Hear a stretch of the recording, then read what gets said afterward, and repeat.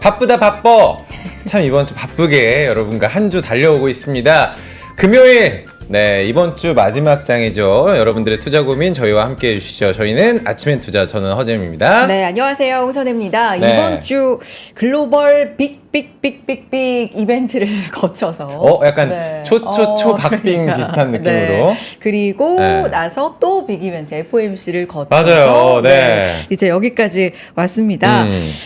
시장 그래도 우리 시장 오늘은 양 시장이 모두 빨간불 켜면서 잘 가지고 있네요. 코스닥이 더 네. 힘이 있죠, 지금. 맞습니다. 어제 좀 코스닥에서 더 많이 빠지더니 그만큼 또 코스닥에서 올라와 주고 있습니다. 반등을 해주고 있습니다. 네. 지금 코스닥 1.6%대, 코스피 0.9%가량 올라와 주고 있고요. 어제 이어서 하나오션은 올라주는데 그래도 좀 상승 탄력은 약해지고 있는 네. 상황이에요. 저는 어제 오늘 주식장 보면서 네. 약간 그런 느낌. 줄 세워놓고 야, 너 트럼프랑 친해? 올라가. 너 트럼프랑 안 친하지? 너 내려가. 근데 뒤에 일론 머스크가 딱 오면은 프리패스. 이쪽 길입니다. 테슬라 관련된. 엘리베이터 타고 올라가세요. 네. 약간 이런 느낌으로. 근데 그만큼 뭐랄까 그 선거 기간에 물심양면으로 진짜 아니 근데 그 정도는 저는 해줘야 된다고 지원을 생각해요. 하겠으니까 예. 또 맞아. 뭐 돈도 많이 쓰셨고 그러니까. 시간도 뭐 운명도 걸었잖아요. 남들 다 해리스 된다고 했을 때도 그쪽에 가 계셨는데. 뭐 그런 생각도 들긴 하는데 참, 네. 어쨌든 이 미국의 대선 영향 한동안 당연히 받겠죠. 당연히 받겠지만, 받을 것 같고 우리 시장뿐만 아니라 전 세계가 여기에 집중을 했었고. 맞습니다. 근데 저는 이제 FOMC 간밤에 또 나왔잖아요. 네. 네, 25bp 인하로 결정이 됐죠. 네, 25bp 인하에 대해서는 뭐 시장이 예상을 거의 뭐 했던 바기 때문에 네. 그리고 만장일치 결정이었기 때문에 그렇게 놀라진 않았는데 무엇보다도 이 파월 의장의 거취 이 부분에 대한 질문이 또 날카롭게 막 어떻게 쏟아졌는데 트럼프 형이랑 같이 갈 수 있대요? 같이 갈 수 있는 것 같아요. 아, 그래요? 단호하게 어. 노라고 이제 그만둘 사이 거예요? 만한- 물어보니까 노. 노. 생각 없습니다. 그리고 아무런 말을 하지 않아요. 그냥 노. 오케이. 단호한 표정으로 그랬기 때문에 아. 어쨌든 시장이 근데 S&P 500 그 직후에 또 올라줬어요. 네. 불확실성 면에서는 또 해소가 됐다 이런 해석도 나오고 있고요. 자 이런저런 얘기 좀 할 게 많네요. 오늘 네. 누구 모셔보죠? 미국의 이제 트럼프 2.0 트럼프 네. 시대가 다시 개막을 앞두고 있지 않습니까? 트럼프 시대에 발맞춰서 우리의 포트폴리오는 어떤 시대를 또 맞이를 해야 할지 또 귀한 분을 모셔보도록 하겠습니다. 네. N2의 임지용 책임연구원님 함께하도록 하겠습니다. 반갑습니다. 영훈이 안녕하세요. 안녕하세요. 네, 네. 반갑습니다. 시청자 여러분께 인사를 좀 부탁드리겠습니다. 안녕하세요. 네. 인사 정말 끝. 아니 캐릭터 있어요. 임지용입니다. 뭐 이런 이 정도로. 저는 네. 시사증권의 리서치 본부의 글로벌 IT를 담당하고 있는 임지용입니다. 감사합니다. 반갑습니다. 마이크를 연구원님 살짝 마이크를 갖다 예. 몸 앞으로 해주시면 더 목소리 멋있는 목소리가 잘 들어갈 것 같은데. 네네. 야, 저희가 많은 패널분들 모셨지만 진짜 인사를 90도로 해주시는 진짜. 분을 네. 너무 감사합니다.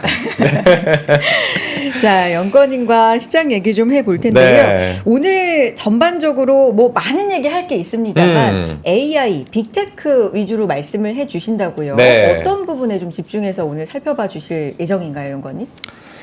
사실 이게 네. AI가 이제 뭐 지는 23년, 22년 챗GPT 나오고 나서 이제 네. 1년 반, 2년 이제 거의 2년 다 됐잖아요. 네. 그래서 뭐 7월에 엔비디아 고점에서 한번 이렇게 그런 왔다 적 한 것도 기억도 다시 있죠. 신고가를 네. 내고 네. 있고. 그래서 사실 되게 AI에 대해서 뭐 투자 전략을 짜야 되는데 사실 저는 AI 10년짜리인데 다 페이스별로 다 전략이 다른데 네. 이거에 대해서 그렇게 깊게 고민하시는 분이 그렇게 많지는 않더라고요. 네, 그래서 저는 기본적으로 이제 AI가 지금 사이클이 지금 현재 포지셔닝이 중요하잖아요. 어디까지 왔는지 그리고 내년에도 AI가 유효한지 그러면 어떤 페이스별로 전략을 짜야 될지 그리고 뭐 과연 버블이 맞는지 AI 초과 수요가 언제까지 갈 것인가 뭐 이런 궁금증에 대해서 좀 제가 아는 범위 내에서 좀 답변을 드리려고 왔습니다. 네. 좋네요. 진짜 간밤에도 네. 엔비디아가 또 최고가를 썼고요. 탈환하고 재탈환하고 계속. 맞아요. AI 같은 경우는 고점 논란은 뭐 지속적으로 있는데도 어쨌든 좀 쉬었다가 가더라도 계속 가고 있거든요. 그렇죠. 그런 와중에 버블, 고점, 구간별로 또 전략이 다르다고 말씀해 주셨는데 오늘 궁금한 내용 다 여쭤보면 네. 될 것 같습니다. 그러면 일단 그 버블 이야기가 네. 나왔으니까 버블 논란부터 제가 기억하기로는 한 7월부터 한 8월 사이에 거품이다 아니다 이런 논쟁이 좀 있었던 거 알거든요. 그러니까 금융시장에서 약간 AR이 과도하게 올려놨다 가격을 이런 이야기가 좀 나왔는데 홍앵커 말씀처럼 보기 좋게 지금 엔비디아는 시총 1위를 달성을 하고 있습니다. 어디까지 올라갈 것이라고 저희가 볼 수 있을까요? 엔비디아 제가 이제 연간 종목 제목이 뭐냐면 2525예요. 2525? 2525. 네. 뭐냐면 two stocks worth be $5 trillion in 2025. 발음 그러니까 2하고 5밖에 좀 못 들었는데 2525. 2525? 아, 2525. 네. 그러니까 두 개 종목이 5조 달러 갈 수 있다. 아, 예. 그게 이제 애플이랑 엔비디아인데 어. 제가 뭐 딱 끊어서 25년이라고 말씀을 정확히 못 드리겠습니다만 제가 어떤 마케팅적으로 이제 라임이 맞아서 그렇죠. 그렇게 얘기를 네네. 한 거고 네. 저는 두 종목이 충분히 5조 달러에 갈 수 있다라는 어떤 기초 초석을 이제 마련할 수 있다 이런 봐가지고 엔비디아도 사실 상단을 좀 열어놓을 필요가 있다라고 생각을 해요. 왜냐하면 가장 큰 게 뭐냐면 이 월스트리트나 여의도에서 생각하는 AI 디맨드랑 그 실제로 필드에서 개발자들이 느끼는 AI 디맨드랑 굉장히 다릅니다. 좀 그 간극이 업사이드 포인트인 것 같아요. 뭐 그래서 엔비디아는 뭐 나중에 또 다시 다 말씀드리겠지만 이게 이제 가장 큰 포인트고 이 국면별로 쫙 있는데 AI는 그 이제 코어 인프라 AI가 지난 거예요. 지금 내년은 엣지 AI 시대고 제가 장표를 좀 말씀드릴게요. 네. 자료 보면서 이야기하도록 하겠습니다. 사실 제가 이제 뭐 일단 사이클부터 말씀드릴게요. 지금은 야구로 요즘 야구 좋아하시잖아요. 네. 야구로 비유하면 아직도 2회 말입니다. 3회 초 될까 말까? 아, 완전 초반이네요, 그러면은. 10년짜리라고 말씀드렸잖아요. 네. 그래서 보시면 인터넷도 스마트폰도 이런 사이클을 겪어왔는데 지금 AI 지금 이제 2020년 시작해갖고 이제 여기까지 왔잖아요. 네. 보세요. AI 코어 인프라 시대 때 저희가 재작년에 뭘 주목했습니까? GPU, 데이터 센터, 그렇죠. 전력, 네. 스토티지, 클라우드 이런 게 주목받았잖아요. 이것도 아직 안 끝났어요. 아, 끝나지 않았죠. ING입니다. 많은 시장의 색깔은 좀 바뀔 수 있어요. 그게 이제 두 번째 국면이 내년에 엣지 AI인데 이게 뭐냐? 결국에 스마트폰, AI PC, AI 폰 이겁니다. 이게 사실 온디바이스 AI라는 개념도 사실 작년 11월에 제가 이제 보고서 썼었는데 그게 이제 내년에 진짜 나올 것 같아요. 왜냐하면 가장 큰 건 애플입니다. 네. 왜냐하면 애플이 혹시 이번에 iOS 업데이트 보셨어요? 네네. 핵심이 두 가지예요. 하나는 시리가 모든 앱을 이제 통제할 수 있습니다. 아, 그러니까 속된 말로 시리 앞에서 다 모든 걸 보여줘야 되는 거예요. 예를 그래요? 들면 어떻게 되는 거예요? 뭐 예를 들어서 들면 구동을 어떻게 하는 뭐 거예요? 뉴욕 네. 출장 가고 싶어라고 네, 네. 하면 네. 메모장에 있는 내가 기록해놨던 데이터들, 부킹스닷컴에 호텔 예약했던 것들, 이메일에 호텔 출장에 대한 일정들 이런 게 종합돼서 요약이 되는 거예요. 야. 시리아 시리 한마디로 하면? 하면 이제 액션 인앱 액션이 되는 겁니다. 그게 되는 거고 두 번째 핵심은 퍼스널 컨텍스트라고 해서 맞춤형이 되는 거예요. 개인 맞춤형이. 그렇게 되면 이 두 가지가 핵심인데 이렇게 되면 진짜 AI 애플리케이션 레이어로 넘어가면서 엣지 AI에서 또 다음 국면이 애플리케이션 레이어인데 이게 또 모두가 쓴 AI 비선 거예요. 네. 그러니까 AI 에이전트 시대가 오는 건데 저는 그 정도 되면 아이폰 폼팩터가 크게 바뀌지 않아도 뭐 제가 봤을 때 폼팩터도 한 내년 내후년에 바뀔 수 있겠지만 저는 그 iOS 업데이트나 애플 인텔리전스 때문에 저는 내년에 아이폰이 생각보다 교체 수요 말고도 신규 수요. 저는 그래서 내년 아이폰을 좀 좋게 봅니다. 그래서 사실 뭐 아이폰 가지고 애플을 설명할 수는 없어요. 왜냐하면 서비스 매출도 따박 올라가고 하기 때문에 여러 가지로도 업사이드가 있겠지만 저는 그런 이유 때문에 내년 엣지 AI를 보는 거고요. 네. 그리고 나서 사실 이제 어시스턴트 애플리케이션 레이어로 페이스 3단계로 넘어가면 이거는 이제 모든 앱들이 LLM이 적용된 앱들이 나오는 거예요. 그래서 이건 어떤 카테고리에서 킬러 앱이 나올지 모릅니다. 그래서 사실 이거는 관찰을 하고 또 어디서 잭팟이 터질지 모르기 때문에 네. 이거는 이제 제가 봤을 때는 내년 말 이 정도 나올 것 같고 진짜 AI의 끝판왕은 이제 피지컬 AI라고 해서 로보틱스. 아, 피지컬 AI. 이게 뭐냐면 네. 자율주행이나 로보틱스는 그게 하드웨어가 이제 브레인이 이제 완성이 된 거예요. 네. 이게 왜 그러냐면 지금까지 LLM은 텍스트잖아요. 그러면 언어 모델 자체는 텍스트를 해서 자연어 처리해가지고 완전 챗봇처럼 되는 거지만 멀티모달로 가게 되면 척각, 시각, 촉각 이런 것까지 해서 어댑티브로 해서 다 적응형으로 할 수 있는 거예요. 사실 자율주행이나 로보틱스는 70%가 코어 기술 겹칩니다. 그렇기 때문에 이 국면에 봤을 때 거의 AI의 끝판왕의 성격을 가진 게 피지컬 AI인데 이건 사실 27, 8년 이후의 얘기인데 네네. 요런 가는 흐름별로 사실 전략이 달라야 돼요. 전략이 다른데 제가 생각할 때는 내년에는 이 애플 사실 지금까지 엔비디아였잖아요. 8% 그렇죠. 저점 8% 네. 올랐으니까. 네. 근데 엔비디아도 아직 끝난 게 아닙니다. 왜냐면 이 국면별로도 엔비디아는 계속 키플레이어거든요. 엔비디아는 예전에는 로봇을 만들어 갖고 막 실험을 했어요. 테스트를 하고. 네. 근데 이제는 가상 환경에서 시뮬레이션을 합니다. 물리적 법칙을 다 이해를 해서. 그러면은 만들어서 시뮬레이션 비용이 확 떨어지잖아요. 네. 리스크도 떨어지고. 그렇게 되면 이게 이제 올해 연초에 CES에서 나온 이삭이라는 플랫폼이에요. 그래서 어쨌든 이런 로보틱스까지 가는 국면에 있어서 엔비디아는 계속 키플레이어이기 때문에 5조 달러라는 상방을 열어놔야 된다. 타임라인을 좀 길게 뺀다라고 하면 이렇게 말씀드릴 수 있을 것 같아요. 실제로 엔비디아에서 국내에서 AI 관련해가지고 강연을 여는데 지금까지는 생성형 AI였지만 앞으로는 피지컬 AI로 나아가야 한다는 얘기를 계속 했다고 하더라고요. 그 강조점을 같이 이야기를 해주신 거죠. 지금 과장님. 그러면 이건 궁금한 게 AI 코어 인프라, 엣지, 그다음에 어플리케이션, 피지컬이잖아요. 그럼 지금 왜 시장이라는 건 주식 시장 위주로 생각하면 항상 선반영이라는 게 있기 때문에 지금 반영된 거는 여기에서 어느 정도 그러니까 사실 이제 엔비디아로 따지면은 네. 이제 뭐 사실 제가 예전까지만 해도 올해까지 타임라인을 끊었으면은 한 6, 7분 왔다고 생각해서 7분 왔다고 얘기를 드렸었어요. 엔비디아로 7분 보면? 능선은 왔다. 아. 표현을 해서 사실상 이게 뭐 잘 가도 한 150불일 거다라고 네. 생각을 했었어요. 근데 이제 시간이 이제 연장을 해야 되잖아요. 그렇죠. 연장은 내년 그림을 봐야 되는 거고 내후년 그림을 봐야 되는 건데 사실 7월 고점에서 빠질 때 AI 버블 논란이 있었잖아요. 그렇죠. 그때 뭐 비싸다, 뭐 학습 끝났다. 그 예전에 시스코 뭐 시스템 시스코랑 맞아. 비슷하다. 그거랑 비교를 하는 분들이 많았죠. 엄청 그런 버블 논란이 많이 나왔어요. 제가 그때 좀 자신 있게 얘기했어요. 버블 논란 아니다. 버블 버블 아니다. 시스코랑 비교해서도 버블이 아니다. 네. 이렇게 얘기했었는데 네. 예, 괜찮습니다. 네. 그랬는데 그 제가 그걸 좀 말씀드리겠는데 네. 좀 장표 제가 너무 이제 말로만 한 것 같아가지고 네, 자료와 함께 자 해주시죠. 보시면 과거의 시스코 밸류에이션을 보시게 되면 네. IT 버블 시절에 90년대 후반에 한 5년 평균 밸류에이션은 PER 기준으로 37배였어요. 그리고 완전 시스코가 이제 완전 천장을 향해 날아갈 때가 130배.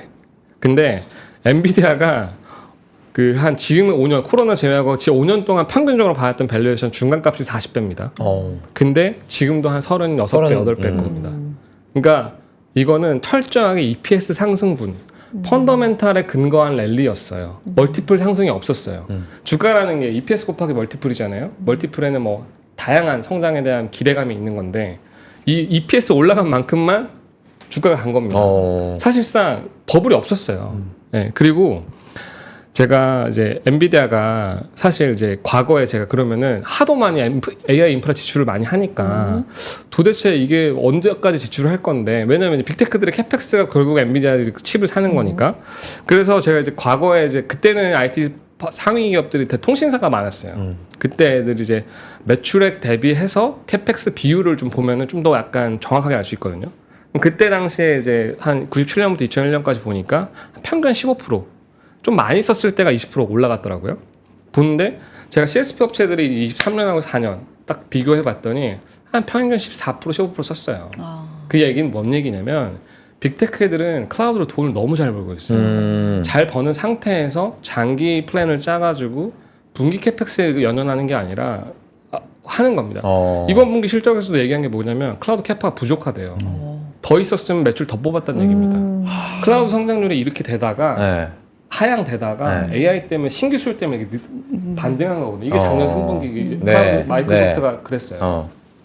그렇기 때문에 사실 AI는 버블 가능성이 아닐 가능성이 높고 두 번째는 사실 예전에 PC, 그러니까 그러니까 테크놀로지 혁명이 시작될 때를 과거 패러다임을 보게 되면 PC, 인터넷, 모바일 겪어보셨잖아요. PC가 한 20년, 인터넷이 12년, 모바일이 6년. 이게 뭐냐면 패러다임 변화하는데 소요되는 시간이랑 투자 회수 기간입니다. 이 정도 걸렸어요. 예전에 모바일 스마트폰 나왔을 때, 아이폰 나왔을 때도 한 6년 정도 모바일 사이클이었잖아요. 네. 근데 이제 생성형에 시작된 지 얼마다? 1년 반, 이제 2년 됐다. 적어도 3년은 기다려야지 뭐 킬러 앱이니 뭐니 나오지 않을까라는 거죠. 사실 지금 뭐 AI가 뭐 비용은 너무 많이 들고 베너핏이 없다? 이거는 약간 너무 조급한 거, 시기상조다 이렇게 생각하는 건. 그렇게 생각하면 인내랑 관찰이 조금 필요하긴 하죠. 근데 지금 저는 기업들, 미국 기업들 보면은 여러 곳곳에서 관찰이 되고 있어요. 네. 징후들이.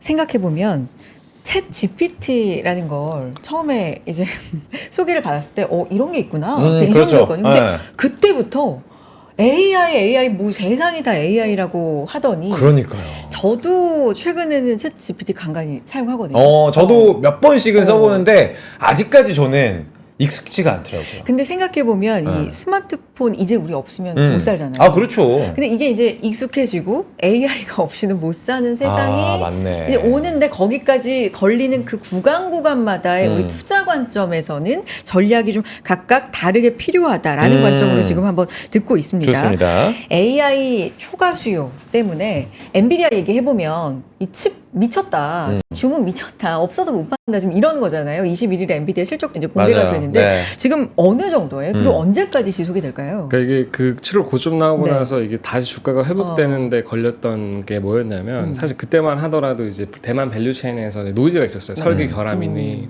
그러면 GB200이 지연되고. 네. 네. 지연된다느니. 근데 그게 대만 밸류체인 체크해 보니까 한 분기는 말도 안 되는 거였고 2주 정도. 근데 뭐 설계 결함 다 해결됐다. 근데 뭐 오라클이니 뭐 이런 기업들이 나와서 얘기하는 거는 아직도 학습 수요가 너무 많이 남았고 GB200이 12개월치가 완판됐고 뭐 이런 얘기를 하는 거잖아요. 근데 이제 제가 봤을 때 이 사람들이 저 세미나 많이 다니면 질문을 많이 하세요. 네. 도대체 초과 수요 언제까지 됩니까? 맞아요. 뭐 그 엔비디아가 뭐 H100도 B100도 이제 하게 되면 뭐 좀 수급의 밸런스 맞는 거 아닙니까? 이렇게 물어보시는데 제가 사실 엔비디아는 TSMC가 생산해 주잖아요. 근데 네. TSMC는 바보가 아닌 이상 엔비디아가 아무리 좋다고 해도 이게 설비 투자를 그렇게 무리하게 안 해요. 엔비디아 말고도 받을 게 많기 때문에 TSMC는 올해 2배, 내년에 2배가 캐파가 늘어나는 겁니다. 네. 그걸 보면은 이거는 크로스 체크를 해보면 알 수 있잖아요. 이거는 수요 가시성이 굉장히 높은 것보다 알 수 있는 거고. 그래서 제가 이 초과 수요에 대한 그러니까 우문 현답을 드리면 제가 이 장표 한번 보시면 네. 예전에 PC 시대, 인터넷 시대, 스마트폰 시대, 클라우드 시대가 열렸을 때가 있었어요. 그때 전문가들이라고 시장조사기관에서 최초로 시장 규모 추정한 게 이겁니다. 이 데이터입니다. 근데 실제 시장이 이거 시간 지나고 이건 데이터가 집계된 거잖아요. 네. 그게 실제 시장이 이래요. 평균적으로 저희가 40% 정도를 과소 추정합니다. 이게 무슨 얘기냐면 저희 상상력이 되게 빈곤하다는 얘기예요. 얼마나 시장이 커질지 모르는 거예요. 세상에서 제일 잘 틀리는 게 IT 디맨드입니다. 수요 예측이고. 근데 이거를 최초 추정이라고 제가 비교해서 10년 동안 CAGR 성장률을 넣어놨잖아요. 네. AI는 지금 사실 수요는 아무도 예측 못하는 거예요. 너무나도 많이 되고 있기 때문에. 그래서 제가 10년짜리라고 말씀드리는 거고 여기서 이거를 못 잡으면 이 부의 격차는 더 심해지는 겁니다. 네. 2525 법칙이 이제 조금씩 2525. 2525 5조 달러. 그것도 작을 수도 있을 것 같네요. 가능성에 비해서는 작다고요? 저는 충분히 그것보다 높아질 거라고 생각을 하고 저도 빨리 같이 크고 싶네요. 두 종목 5조 달러. 2525. 결과적으로 중요한 건 지금 저희가 AI를 공부하는 것보다는 그래 AI가 좋고 이 산업에 대한 가능성이 있어. 그러면 우리는 투자 전략 어떻게 해야 되냐. 사실 가장 궁금한 건 그런 부분이거든요. 네. 10년으로 봤을 때 앞으로의 투자 전략도 좀 바뀌어야 할까요? 그러면은 과장님? 사실 지금 되게 심플하게 말씀드리면 AI 내에서도 약간 바틀렉이 그러니까 병목 현상이 좀 달랐었어요. 네. 왜냐하면 예전에만 하더라도 TSMC 코어스카파가 부족하다. 이게 바틀렉이었어요. 아니 너무 수요는 많은데 생산 시설이 없으니까 못 찍어냈어요. 그 다음에 HBM이 부족하대. 그래서 지금 초강국이 나요. 네. 근데 이제는 뭐냐? 하드웨어 내에서는 네트워크, 연결. 그러니까 예를 들어 이런 거예요. 예전에는 데이터 센터를 H100 10만 개를 하나에다 때려 박았어요. 네. 박았는데 뭐 이게 물리적인 것도 좀 한계가 있고 전력도 너무 많이 들고 하다 보니까 이제 클러스팅을 좀 해야 돼. 지역 리지널 데이터 센터를 여러 개 지어가지고 클러스팅을 해야 되는데 예전에 GPU를 수십 개 수백 개를 연결할 때는 그 문제가 안 됐어요. 네. 근데 이게 뭐 몇만 개를 연결하다 보니까 네트워크가 필요한 거죠. 이걸 스위치나 라우터 같은 장비가 쓰이는 거고 거기에 이제 칩이 들어가는 거고 네트워크는 칩셋이 들어가는 거고 거기에 예전에는 뭐 와이어로 갔던 게 광반대처로 가는 거고 이러면서 이제 스케일 아웃을 해야 되는데 네. 그러다 보니까 네트워크 장비 최근에는 이제 하드웨어 근데 네트워크 장비 기업들은 되게 시총이 작아요. 그러니까 저희가 이제 보통 이제 알고 있는 거는 네트워크 칩셋을 하는 브로드컴, 아리스타 네트워크스, 네. 보통 이제 마블, 그다음에 이제 뭐 코히어런트, 그다음에 뭐 쭉쭉쭉 있어 시에나 뭐 마코 뭐 쭉쭉 거기부터는 있는데 여기 모르겠네요. 못 들어보셨을 예, 거예요. 예. 근데 이런 기업들이 지금 다 신고가고 이게 보통 백엔드 투자라서 네. 그러니까 좀 레깅이 돼서 뒤에 나오기 때문에 25년 실적을 좀 많이 기대를 하고 있는 거예요. 그래서 이미 AI 하드웨어 내에서도 엔비디아 다음 거 찾으려고 지금 매운맛 찾으려고 지금 노력을 많이 하는 거예요. 그래서 지금 그런 네트워크들이 신고가인데 사실 저는 이거는 너무 시총도 작고 벌레들레도 너무 변동성도 너무 크기 때문에 네. 제가 사실 이렇게 뭐 엄청 추천을 드리진 않아요. 근데 저희가 딱 어디까지는 보냐면 브로드컴, 아리스타, 마블 뭐 요 정도까지는 괜찮다고 생각해요. 네네네. 네, 저희가 트라이 할 때는. 그래서 어쨌든 이 네트워크가 이제 넥스트 바틀렉이다라고 해서 여기서 굉장히 많은 그 종목을 찾으려고 노력을 하시는 것 같고 지금은 이제 AI 하드웨어에서 이제 엣지 AI로 넘어가잖아요. 그 코어 인프라 AI에서 엣지 AI로 넘어가잖아요. 그러니까 디바이스 단에서 세트 이거는 사실 근데 불확실성이 아직 가시성이 좀 아직은 떨어져요. 이게 제가 컨셉추얼하게 로지컬하게 접근하는 거지만 실제로 이거는 경기랑도 되게 연동되는 거고 막상 돈 없으면 못 사잖아요. 못 바꾸고 그러다 보니까 이거는 조금 있지만 이런 엣지 AI로 넘어가게 되면 암이나 퀄컴 이런 애들도 나쁘지 않습니다. 그래서 나쁘지 않고 그 다음에 이제 사실 애플리케이션 AI로 넘어가는 국면에서는 소프트웨어 업체들을 굉장히 이제 잘 봐야 돼요. 근데 사실 지금 소프트웨어 업체는 대장주가 뭐다? 팔란티어입니다. 지금 거의 200 연초 대비 200%더 이번에도 갔잖아요. 굉장히 네, 좋았죠. 제가 거의 저는 더 오랫동안 팔란티어를 팔로우한 사람인데 20불부터 저희가 추천을 드렸었어요. 지금 뭐 더블 이상 갔으니까. 근데 뭐 사실 저는 개인적으로는 여전히 좋다고 생각하는데 신규 진입 관점에서는 생각을 해봐야 되죠. 너무 차트가 서 있으니까. 네. 제가 이거는 사실 어쨌든 밸류에이션은 설명 안 되는 종목이에요. 근데 이제 팔란티어 같은 게 왜 그러냐 여러 가지 이유가 있겠지만 핵심은 AI가 소프트웨어 매출로 처음으로 바뀌었어요. 네. 유일하게 이걸 숫자로 입증한 기업이에요. 그리고 뭐 9월에 S&P 편입도 있었고 뭐 레버리지 그러니까 EPS 단에서도 이제 흑자 전환을 해가지고 흑자 기조가 딱 레버리지가 확 나는 구간이었어요. 그러니까 여러 가지가 종합적으로 맞물려가지고 예전엔 밈 스탁이었다가 기관 성격의 스탁으로 바뀌면서 네. 종합적으로 맞물리면서 팔란티어가 지금 소프트웨어 내에서는 이제 AI 대장주 역할을 하고 있는 건데 그러니까 저는 이런 팔란티어 같은 기업들도 또 있다고 생각을 해요. 대표적인 게 이제 IBM 같은 겁니다. 네, IBM 같은 건데 뭐 IBM이 결은 똑같아요. 컨셉도 똑같아요. 네. 모든 기업들이 IT 역량이 그렇게 높지 않습니다. 도와줘야 돼요. 가교 역할을 하는 거고 그렇게 따졌을 때 전 대형주 중에서 IBM이 되게 좋은 위치에 있다고 생각해요.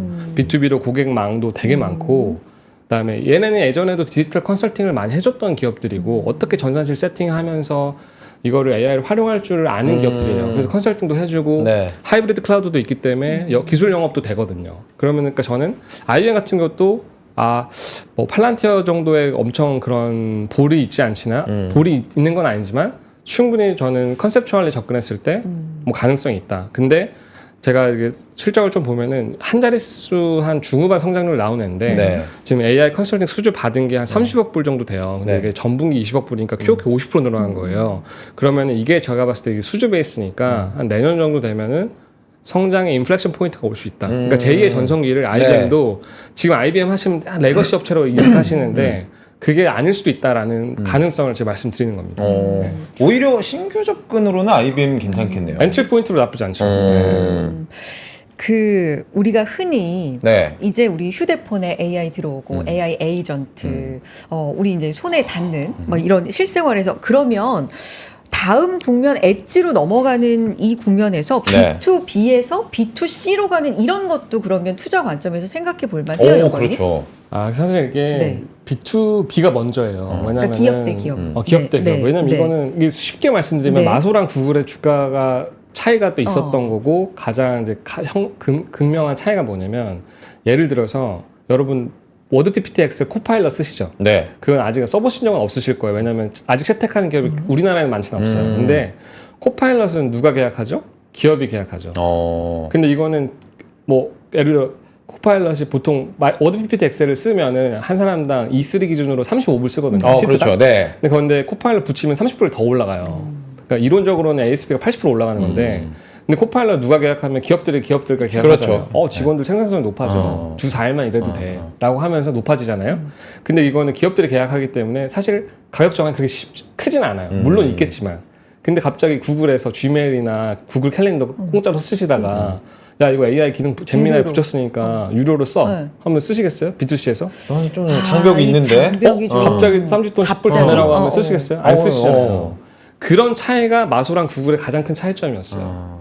왜냐하면 구글은 웬만한 애플리케이션이나 플랫폼이 다 B2C 기반이거든요.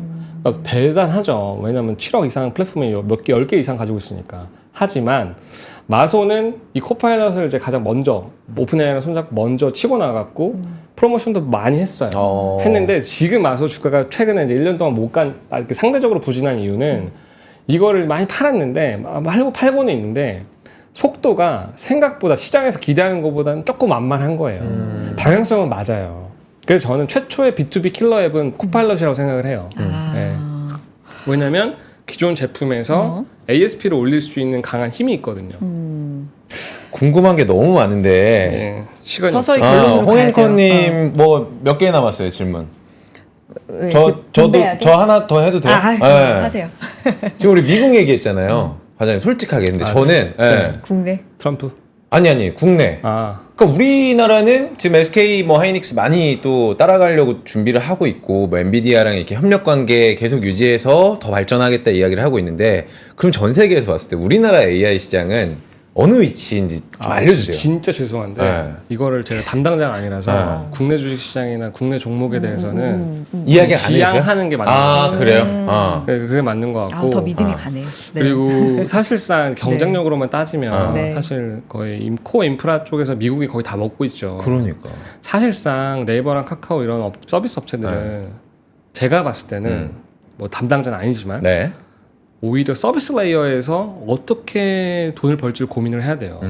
사실 네이버도 제 생각에는 검색에서 많이 좀 힘을 놨을 거예요.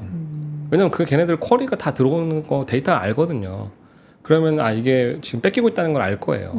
근데 이제 어쨌든 네이버는 뭐 스마트 스토어를 더 강화를 하던가 네. 아니면 로컬 컨텐츠에서 강화를 하던가 이런 방향으로 바꿔야 될 겁니다. 어차피 클라우드 인프라에서는 경쟁력이 좀 약하기 때문에 저는 그런 방향으로 나가서 살아남아야 된다고 생각을 하고 그나마 다행인 건 하이닉스 같은 업체가 정말 우수한 업체이기 때문에 네. HBM이라는 그 핵심 부품을 하고 있기 때문에 저는 그냥 가능성이 아주 높다고 생각을 하는 거고 또 제가 더 이상은 국내를 언급하지 않겠습니다. 알겠습니다. 네. 그러면 2025년 AI 탑픽 이거는 아. 꼭 말씀해 주셔야 될 하나 것 딱 같고. 뽑아가지고. 네네. 네. 제가 이제 투 스탁스 네네. 이거 말씀드렸잖아요. 그러니까 애플, 이오. 엔비디아, 대형주, IBM까지 세 개 좀 말씀드리고요. 네네네. 그다음에 뭐 제 생각에는 뭐 사실 그 말고도 되게 많은데 사실 제가 이제 AI 코어주라고 제가 해가지고 이제 정리해 놓은 게 있는데 네. 여기 있습니다. 그러니까 제가 이거 이제 사진 여러분 반도체랑 뭐 이 화면 잘 네트워크랑 보셔야 빅테크랑 이렇게 있으면 사실 여기 있는 기업들이 코어 기업이라고 생각을 해요. 그래서 반도체 내에서도 뭐 엔비디아, 브로드컴, TSMC, 암 같은 경우는 네. 이 페이스 1이 지나가더라도 돈을 계속 벌 기업이기 때문에 오버웨이까지는 아니라도 마켓웨이스는 가져가야 된다라는 생각하는 거고 밑에 이제 빅테크 플랫폼 업체들은 제가 생각했을 때는 사실 트럼프 돼갖고 뭐 희비가 엇갈릴 수도 있다 이런 얘기 많이 나오는데 네. 저는 딱 하나만 말씀드릴게요. 부정적인 것보다 긍정적인 게 훨씬 많다. 어떤 거냐면 감세로 인한 EPS 상승분이 뭐 사업 환경이 어떻게 바뀌고 무역 갈등이 돼가지고 뭐 중국 보복하고 해서 뭐 애플이 중국에 생산 뭐 이런 이슈보다 훨씬 더 가시성이 높고 단기적인 이슈입니다. 왜냐하면 이거는 미리 반영될 이슈라고 생각해요. 그러니까 네. 긍정적인 부정적인 둘 다 있는데 EPS 올라가는 펀더멘탈 좋아지는 게 저는 더 가시성이 높다고 생각을 해요. 그래서 사실 빅테크한테 크게 뭐 좀 약간 업체별로 좀 차별화는 있는데 크게 봤을 때는 트럼프가 당선됐을 때 작은 정부 지향하고 미국의 경쟁력이 결국 빅테크의 경쟁력인데 이걸 크리티컬하게 뭐 와해시키거나 훼손시킬 정도로 건들지 않을 거다라는 네. 생각을 갖고 있어요. 그래서 저는 사실 이런 빅테크가 오히려 뭐 좀 더 오버해서 말하면 미국 국채보다 안전한 게 애플 회사채입니다. 네. 나 확 다가온다. 그러니까요. 네. 자, 그렇다면 네. 빅테크에 대해서 지금 트럼프 2기가 확정이 됐기 때문에 그렇죠. 빅테크에 대해서 뭐 감세로 인한 그리고 규제 완화로 인한 EPS 증가가 오히려 더 긍정적이다. 긍정적이 더 많다 해주셨는데 시장에서 지금 일각에서 좀 걱정하고 있는 바가 있다면 트럼프 2기와 관련돼서 그런 부분들도 있어요. 있죠. 왜냐면 어떤 부분이에요? 주커버그 같은 경우가 막각 세웠었잖아요. 네, 네. 그렇죠. 뭐 깜빵 보낸다. 아. 사실 말이 안 돼요. 어떻게 깜빵을 죄 지은 게 없는데 어떻게 깜빵을 보내요? 그리고 예를 들어서 좀 약간 공화당 좀 짙은 계열의 주에서는 뭐 인스타그램이 청소년 정신건강에 안 좋으니까 이거 금지시켜 버리겠다. 뭐 이런 이슈가 있죠. 뭐 네. 법안이 나올 수도 있는 건데 사실 저는 가능성이 좀 없는 건 아닌데 그렇게 높진 않다고 굉장히 생각하는 낮다. 거고. 네. 또 하나는 이제 뭐 사실 저는 이미 실리콘밸리나 뭐 메타 같은 경우도 걔는 빅데이터를 갖고 있어요. SNS를 갖고 있기 때문에 저는 개인적으로 뇌피셜이긴 한데 트럼프도 그렇고 아니 그 머스크도 그렇고 트위터가 있잖아요. 네. 인스타그램, 페이스북 민심을 아는 거야. 그래서 저는 약간 그 전에 좀 약간 돌아선 것 같거든요. 네. 약간 트럼프 쪽으로. 그래가지고 저는 그래도 물론 걔네는 전통적으로 민주당 지지하지만 그래서 저는 이게 빅테크 자체가 미국의 아메리카 퍼스트의 그 가장 핵심이기 때문에 네. 그 정도 핵심 이익을 건드릴 정도로 망가뜨릴 가능성은 좀 전 제한적이다. 이렇게 생각합니다. 네. 마지막 질문 요걸로 드려볼게요. 이번 달 이제 남은 여러 가지 빅 이벤트 중에 하나라고 한다면 엔비디아 실적인 거죠. 그렇죠. 아, 그럼요. 어떻게 예. 보고 계세요?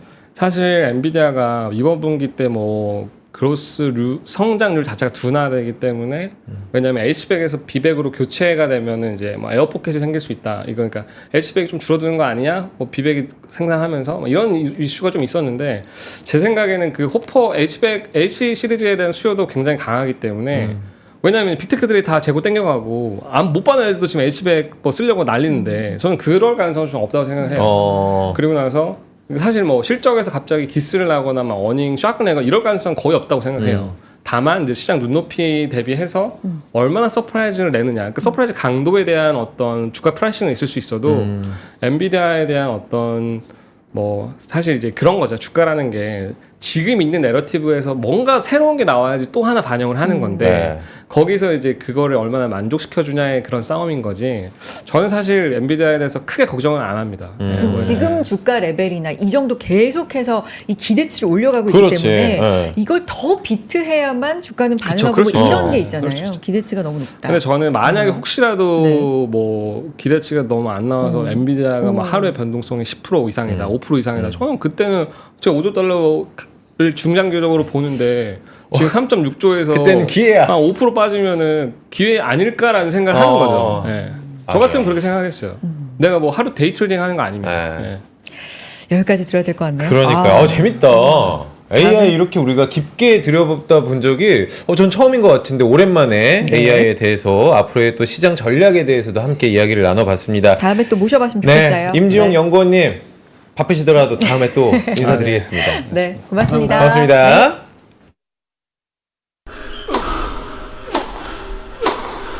멋있다. 부러운가? 14만 1211번의 스윙과 68개월 27일의 투자로 만들어진 자세다. 나의 테니스도 나의 자산도 투자로 키운다. 나는 투자한다. 나는 성장한다. NH투자증권. 와, 멋있다. 부러운가? 기본기 연습과 스트로크 훈련에 1532시간을 투자해 갖게 된 리듬이다. 나의 드럼도 나의 자산도 투자로 키운다. 나는 투자한다. 나는 성장한다. NH투자증권. 네. 가치맨 투자 함께하고 계십니다. 우리 1부 했잖아요. 네. 메롱님께서도 좋은 방송 감사합니다. 진짜요? 라고. 감사드립니다. 사실 우리가 이렇게 또 깊게 들여다보는 날들이 있어야 되거든요. 특히나 저희가 조금 이따 말씀드리겠지만 금요일 날은 스페셜 데이라고 해가지고 각 섹터별로 전문가 모셔가지고 더 심도 있는 이야기를 앞으로도 준비를 해보도록 하겠습니다. 네, 함께 해주셔서 감사드리고요. 네. 이제 다음 분도 모셔서 이제는 채권에 대한 얘기, 간밤에 또 중요한 이벤트 FOMC가 있었으니까요. 그렇죠. 이런 부분 얘기 좀 해보겠습니다. 누구 모셔보죠? 오랜만에 네. 나왔습니다. 우리 고현진 고현진 팀장님 팀장님. 나오셨습니다. 네, 반갑습니다. 안녕하세요. 네, 잘 지내셨나요? 네, 잘 지냈습니다. 네, 팀장님 저 보고 싶어서 자주 네. 좀 뵙자고 하는데 바쁘셔가지고. 아이, 그럴 리가요. 네. 시장이 아주 쫄깃쫄깃해서 네. 그러게요. 지켜보고 있었습니다. 자, 쫄깃쫄깃하다. 음. 어떤 면이 좀 많이 그랬어요 최근에? 어떻게 보셨어요? 뭐 특히 이번 주 뭐 시장이 굉장히 드라마틱했던 네. 한 주였고요. 특히 채권 시장 관점에서는 뭐 더욱 그랬고. 채권 시장. 네, 채권 시장이 이렇게 단기간에 금리가 이렇게 뛰는 그런 거, 채권을 편입하시는 분들한테는 좋은 기회가 되겠지만, 어쨌든 시장의 불안감, 변동성을 키우는 요인이었기 때문에 네. 그런 부분에서는 좀 계속 들여다볼 수밖에 없는 그런 시간이었고요. 타이트하게 좀 봤어야 되고, 네. 그리고 좀 이번 주 들어서면서보다 특히 더 트럼프 당선 가능성에 그렇죠. 이제 어느 정도 기울었구나 이런 어. 생각을 했는데 그래서 지금 현재 상황에 상원, 하원 다 공화당이 이렇게 수입을 하는 느낌으로. 다수당이 네. 되는 거는 우리나라에는 조금 좀 우려가 되지 않나 뭐 이런 생각을 하면서 지금 왔습니다. 이제 트럼프 이야기로 시작을 했지만 계속해서 채권 투자하시는 분들 좀 귀를 기울여 주시고 만약에 궁금한 게 있으시면 조금 남겨주셔도 저희가 여러분들의 의견도 반영을 해보도록 하겠습니다. 네. 미국 대선 뭐 방금 잠깐 얘기했지만 어느 정도 예상을 하셨나요? 뭐 시장에 답이 있다고 그렇죠. 시장 반응 네. 보면 맞습니다. 어느 정도는 트레이드가 이미 네. 뭐 왔다 갔다 네. 하고 있었던 상황이어서 트럼프 트레이드라고 해서 주식 시장에 저희 막 실시간으로 수요일 날 진짜 점심 때 같으면 뭐 지수가 갑자기 이렇게 훅 떨어지고 환율이 치솟고 이제 이런 것들이 이번 주에는 이제 특히 더 좀 그랬었고 저희가 TV 토론을 보면서 또 그리고 이렇게 베팅 사이트 이런 것들 보면서 시장이 계속 반응을 네. 굉장히 민감하게 했었잖아요. 그래서 뭐 우리 한 번도 경험을 했으니까 트럼프는 미리 좀 반영을 하는 그런 시장이 아니었나 생각합니다. 거기에다가 이제 FOMC 그렇죠. 얘기도 해봐야 네. 되는데 한번 또 네. 어떻게 보셨어요? 네. 뭐 예상들을 많이 했던 것 같아요. 예상대로 25bp. 25bp 네. 인하. 네. 네. 이게 이제 25bp를 인하했냐, 뭐 베이비 컷이니 스몰 컷이니 이게 네. 중요한 것보다 앞으로 이제 12월 이후의 방향성 혹시 뭔가 이제 문구의 변화라든지 이런 것들을 저희가 주목해봐야 될 건데요. 네. 여기 네, 자료 주목할 보자면 만한 네. 발언이 좀 있었나요, 그러면? 볼게요. 자료를 한번 네. 보시면 일단 말씀드린 문구의 변화가 있었는지 네. 그 부분에 대해서 이번 지금 9월달 성명문에 있었던 네. 인플레이션이 2%로 향해 간다라는 네. 확신이 있다라는 문구가 이번에 이제 삭제가 됐거든요. 네. 그래서 이제 그런 이런 이제 이유에 대해서는 뭐 데이터 당연히 이제 숫자를 봐야 되니까 데이터 때문이고 또 하나는 이제 트럼프 당선이 바로 직전에 있었기 때문에 그런 네. 영향이 아무래도 어. 있었다고 보고 있고요. 저희가 그 9월 FOMC 이후에 이제 지금 2달치 그 물가 자료가 업데이트가 됐는데 네. 2개월 연속 상승한 내용들이 있어서 이제 이런 데이터를 바탕으로 해서 이렇게 2% 확신 문구를 일단은 삭제를 좀 한 걸로 보여지고 그리고 다들 그 채권 시장의 금리가 튀는 그럼 트럼프 트레이드 이미 다들 시장에서 다들 보고 계시겠지만 네.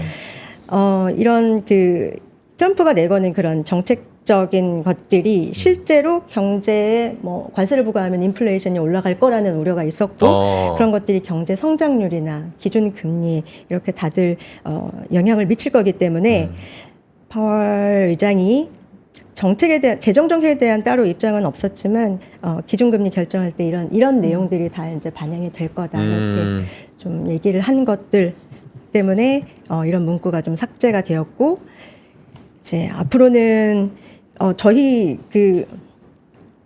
네. 저희 지금 준비하고 있었던 그 저희 리서치 쪽에서 네. 그런 자료들인데 만약에 이게 현실화될 경우에 지금 당장 직접적으로 영향을 감안을 해본다라고 하면 관세를 올리게 되면 아무래도 이제 기준금리 인하 폭을 좁힐 수밖에 없는데요. 네.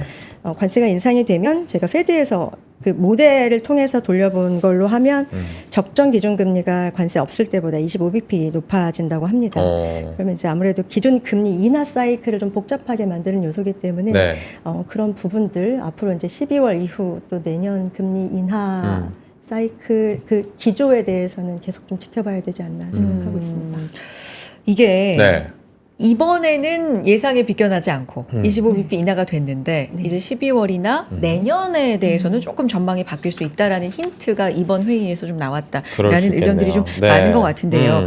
이번 회의에서도 기자회견에서 이 국채금리, 10년물 국채금리에 대한 질문도 있었고 굉장히 네. 좀 중요하게 봤는데 지금 국채금리가 5%에 육박하는 흐름도 있고 이게 더 튄다는 뭐 전망도 있고 이렇게 네. 나오고 있는데 이거에 대한 질문이 있었거든요. 근데 의장이 어떻게 대답했냐면 이게 물가 때문은 아니고 경제가 견조하기 때문이다. 그래서 지금은 사실 우리가 이걸 그렇게 문제로 보지는 않는데 좀 지켜는 보겠다 이런 식의 대답이었던 것 같아요. 국채금리 6%, 7% 얘기까지 나오거든요. 어떻게 보세요? 우선 저희가 네. 저는 사실 다 왔다라고 보고 있거든요. 다 왔다. 그래요. 다 왔으면 하는 생각을 더 갖고 있고, 그러니까 시장에 뭔가 변동성을 더 키우는 요인보다는 우리가 이제 이번 주까지 있었던 굉장히 큰 대선 이벤트도 이제 종료가 됐고, 네. 그리고 이번 그 기준금리 인하를 통해서 이제 앞으로 어떻게 하겠다라는 그런 내용들을 저희가 좀 이렇게 들여다보는 시간이기도 했는데, 이제 다 왔다라고 말씀을 드리는 이유가 네. 물론 계속 확인은 해야 네, 네. 됩니다만, 지금 이 단기간에 오른 이유, 저희가 2016년도에 힐러리가 이제 대통령이 된다라고 했다가 그때 트럼프가 뭐 많은 사람들이 그렇게 하면서 믿고 있었죠. 네. 예, 예. 그 당시에 그러다 보니까 이제 트럼프 당선 직후에 한 2달 동안 미 국채 금리가 시장에서 80bp 정도 뛰었거든요. 2달 동안 그랬는데 최근 시장 거의 50일 사이에 그 비슷한 만큼 다 올라왔잖아요. 최근 50일에 80bp가 올랐다라고 하니까 이제 두 번째니까 시장에서 좀 선반영했다. 라고 일단은 보여지고요. 네. 그리고 이제 그날 수요일 날 당선이 확실시되면서 네. 장중에 제가 4.48 정도까지 튀는 걸 보고 이제 잠들었는데 네. 더 갈 것인가. 아침에 일어나니까 그래도 4.43 정도 마감했더라고요. 그날 밤에 미국 30년물 국채 입찰이 네. 있었어요. 근데 그때 어쨌든 4년 내에 수요도 되게 견조했고 4년 내에 굉장히 반응이 좋았다라고 하는 점, 이런 것들이 어쨌든 가격이 충분히 싸졌다 이런 거를 반영을 했기 때문에 인기가 있었던 걸로 그렇게 보고 있거든요. 그리고 아까 이제 수요가 견조하다라는 거, 뭐 경기가 좋다라는 것 물론 좋은 내용이기는 한데 그래도 4.5%라고 하는 거는 우리가 경기가 너무 뜨거워서 오히려 금리를 올려야 되나? 뭐 이 정도 수준이기 때문에 지금 금리 수준을 좀 감안해 본다면 단기적으로 이렇게 이벤트 소화를 좀 하면서 단기 변동은 좀 있을 수 있겠지만 네. 그래도 좀 안정화로 가지 않을까 생각해 봅니다. 거의 다 아까 왔다. 우리 홍선 앵커와 이야기를 나누긴 했지만 트럼프와 함께 갈 수 있겠냐는 질문들이 굉장히 많았잖아요. 뭐 근데 정치적인 파월의 입장은 단호하게 노인데 그러니까 사임을 안 한다. 사임을 네네. 안 한다는데 이거 다시 대립할 수도 있겠는데, 각을 세울 수도 있겠는데라는 걱정이 있으면서 트럼프가 당선되면 인플레 우려가 스멀스멀 좀 올라오고 있지 않습니까? 어떻게 해야 될까요, 그러면은? 네, 아까 좀 전에 뭐 영상에서 잠깐 보여드린 대로 그런 좀 복잡한 그런 맞아요. 상황이 연출이 될 수가 있겠죠. 근데 일단 파월이 뭐 일단은 이제 그렇게 당연히 연준이라는 기관이 독립적인 기관이고, 그렇죠. 예. 그리고 이게 뭔가 정치적으로 눈치를 본다기보다는 말씀드린 대로 이 새로운 행정부가 들어서면서 그런 정책을 집행해 나가면서 그런 것들이 경제 성장률에 영향을 주고, 그러니까 재정 적자를 막 늘리면서 경제 성장률이 좀 둔화된다든지, 아니면 이제 관세 부과하면서 물가를 이렇게 좀 올린다든지, 그런 것들이 그 기준 정책 금리를 결정하는 연준 입장에서는 그런 것들이 굉장히 민감한 주요 변수이기 그러죠. 때문에 네.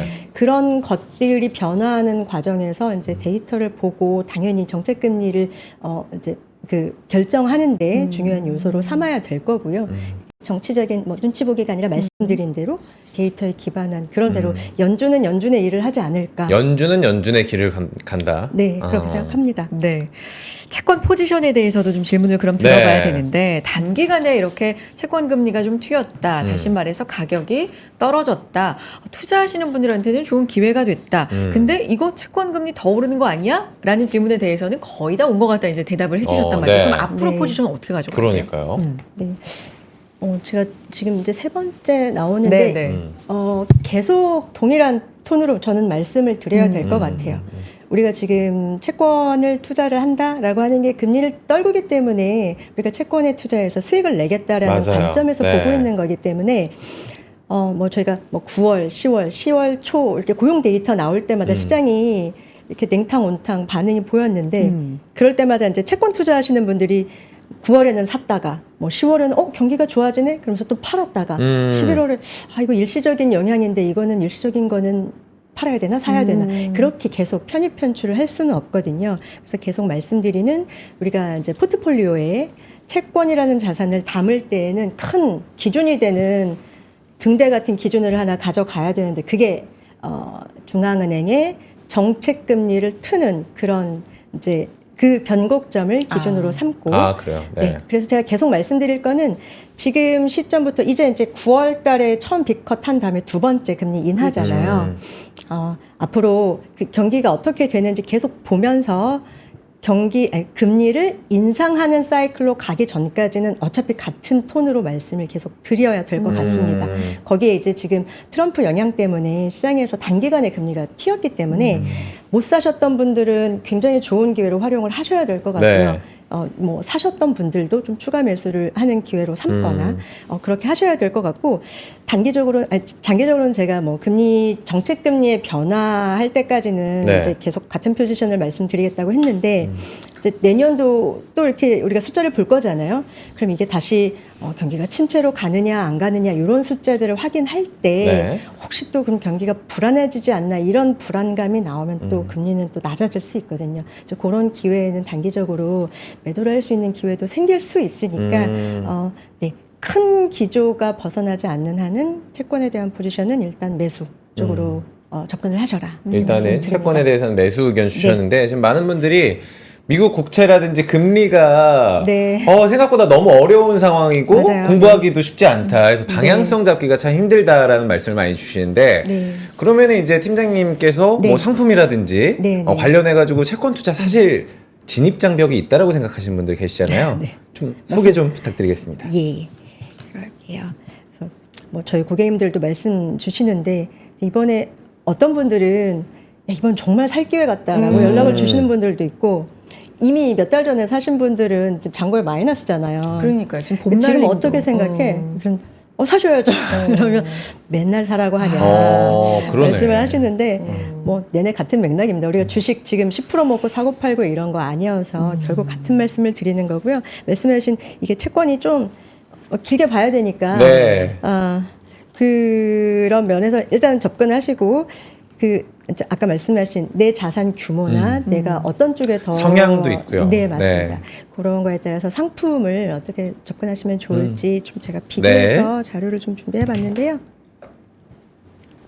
지금 봄날님도 사실 미국채 장기 투자 좋다고 해서 30년물 ETF 투자하고 있는데 그래요. 최근 들어 폭락했다고 어찌해야 될까요? 방향을 못 잡겠다고. 방향을 못 잡겠다. 포지션 어떻게 잡아야 되나 이런 질문 지금 채팅창에 올려주고 계시니까 좋습니다. 지금 이런 부분도 참고해 보셔도 좋을 것 같아요. 근데 지금 봄날님한테 네. 답을 드린다면 추가 매수 괜찮다? 그분이 이제 어느 비중으로 사셨는지 그렇죠. 네. 사실 제가 이제 요 상품 쪽에서 말씀을 드릴 텐데 요즘에는 또 저희 우리나라 투자자분들이 워낙에 똑똑하고 그리고 또 젊은 분들도 요즘에 투자에 접근하는 방법이 굉장히 쉬워졌기 때문에 네.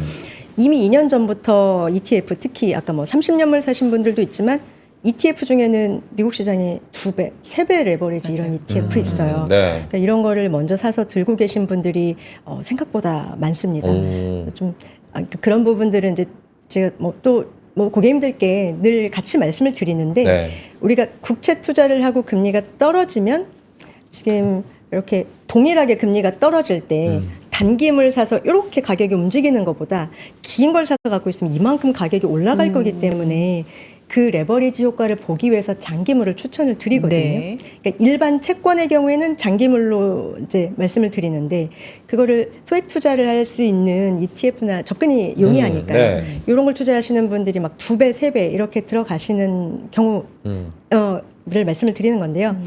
주의할 점은 반대의 경우에 우리가 저는 이제 계속 말씀드리는 금리 인하를 종료하는 시점이 내년 말이 될지 후년 말이 될지는 알 수 없지만 그 기간 동안에 채권 시장이 매일매일 열리잖아요. 그리고 지금 말씀드린 대로 지금 한 2달 동안에 금리가 단기간에 80bp가 올랐다는 거는 우리 10년짜리로 치면 8%가 움직였다는 건데 2달이잖아요. 연환산으로 따지면 48%, 그렇죠. 48% 정도의 변동성이 있는 거니까 나는 국채를 투자해서 안전해 이런 것보다 내가 종료하는 그 시점까지 시장의 변동성에 늘 노출이 됩니다.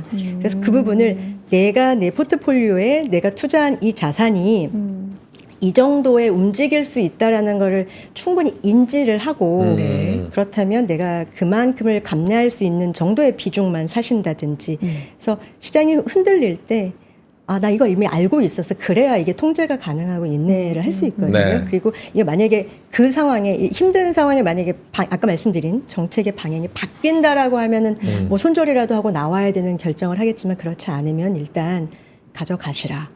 라고 말씀을 드립니다. 네.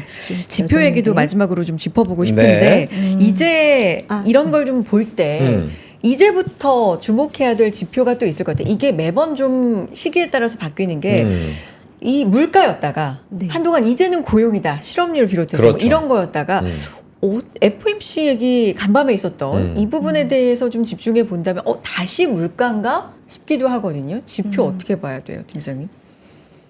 일단 연준에서 중요하는 거를 우리가 같이 따라가야 가겠죠. 네. 연준 우리 뭐 학교 때 배웠잖아요. 이렇게 중앙은행의 가장 큰 목표는 첫째도 물가 안정, 둘째도 물가 안정. 저는 그렇게 배웠거든요.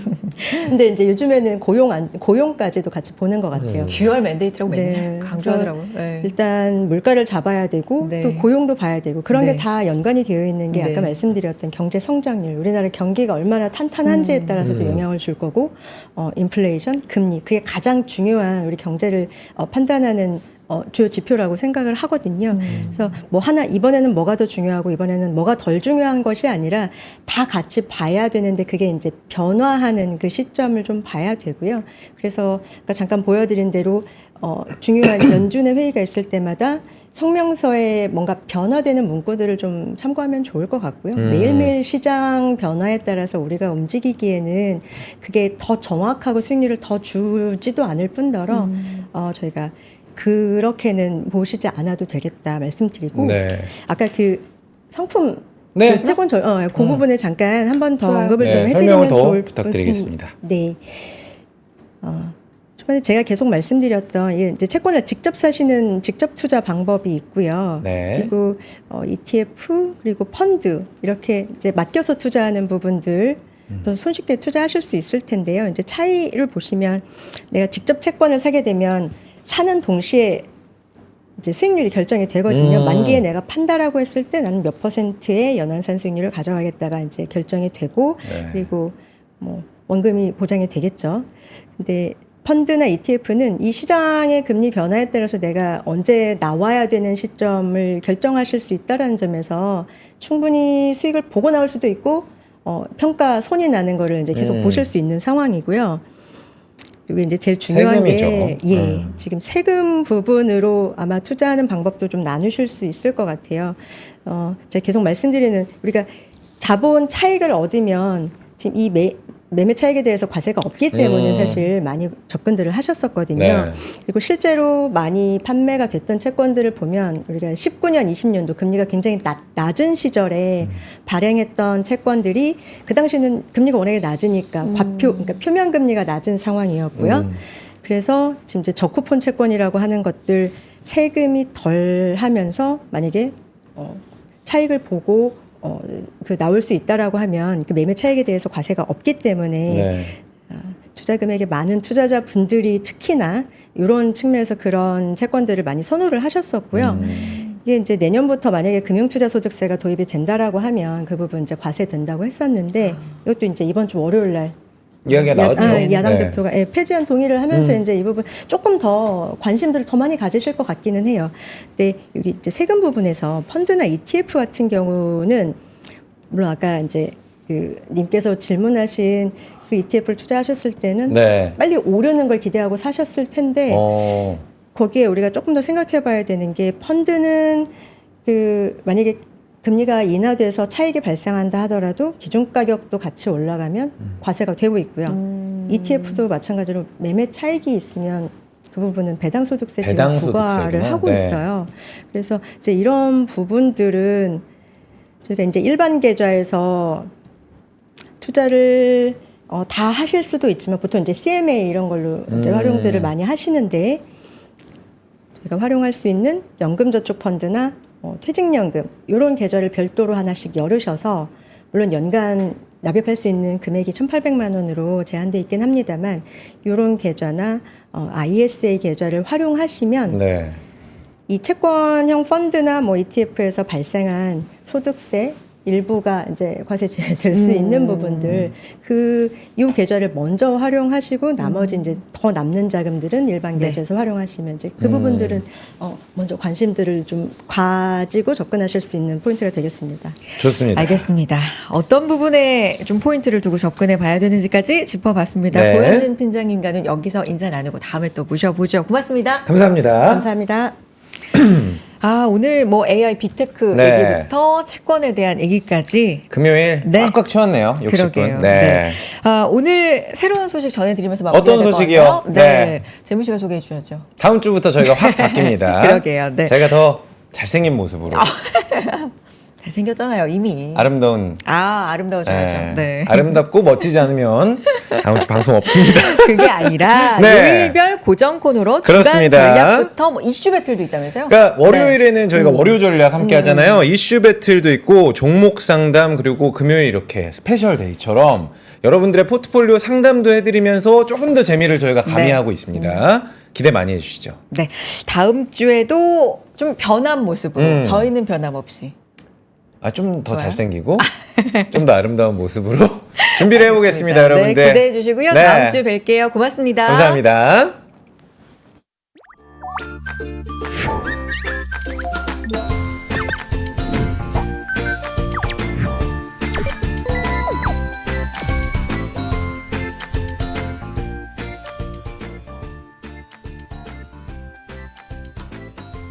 삶의 격을 높이는 9가지 지혜를 함께 나눕니다. 위즈덤 칼리지 시즌 2 영상 아래 링크를 클릭하시면 자세한 내용을 확인하실 수 있습니다.